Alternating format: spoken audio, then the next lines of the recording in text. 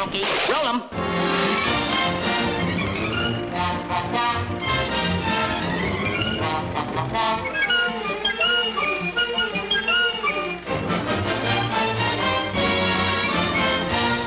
When I wish hearts are happy, all the world seems bright. I don't think anybody ever successfully sat down and invented a cartoon character from scratch and said, I've got a new cartoon star, here he is. People tried to do that, but it usually didn't work. And from what I understand, that Tweety was just a character in a cartoon. But once people saw him and heard him and got the idea of his competition with this big mangy cat, Sylvester, they wanted to see more. Sylvester, the frustrated putty tat, and Tweety, this wise guy, little bird, were a perfect team. They both had strong personalities, and both had been pretty well developed by the time they hit their first cartoon together. And that's really why I think it was just a dynamic duo right off the bat. I wouldn't do that if I were you. Bob Clampett made a cartoon in the early 40s featuring a little bird. And this cartoon was called A Tale of Two Kitties.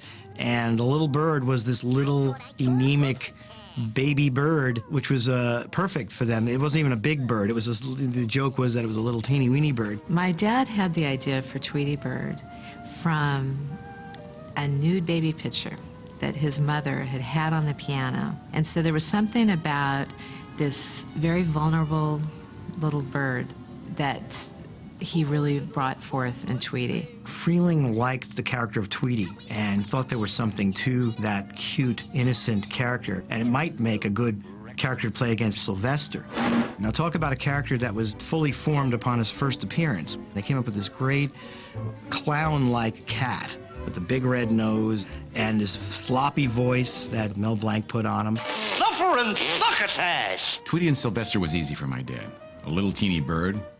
He was just a little baby. So that became Tweety. Ooh, you know, he turned into a putty cat. I did tow a putty cat. Sylvester, on the other hand, is Daffy slowed down because he's spitting out the feathers and the stuff that he eats. I think you're delicious! Freeling admired the Tweety character, thought that was a great character, had some potential. Originally, the cartoon we now know as Tweety Pie was Sylvester versus this woodpecker character that Freeling had come up with in a previous cartoon.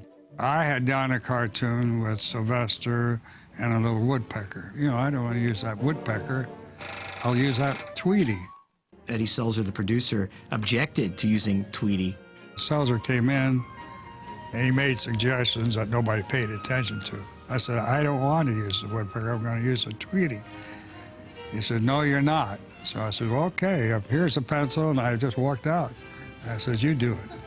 I wouldn't have done it if I knew that he wasn't going to call me. He called me that night, says, come back and do it the way you want to.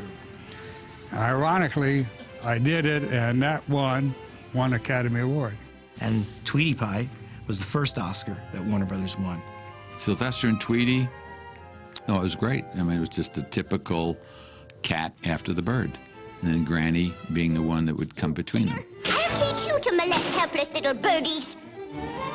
I didn't know that Granny had been done before by Bea Benaderet.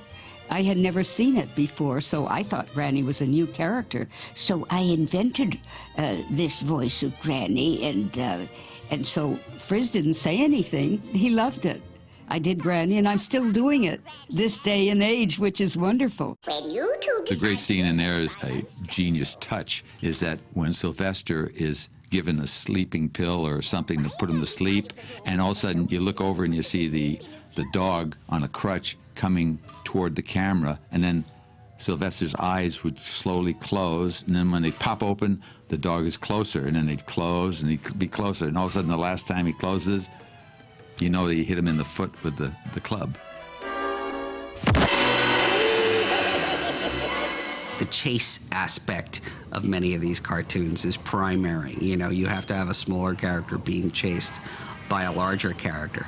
But there's also another dynamic at work in a lot of times, and it's that the smaller character is the one that wins. Tweety wins by being completely outwardly innocent, but he's the smaller one compared to Sylvester. He's supposed to be the non-threatening one. Hey, Dad! You bad old pussycat!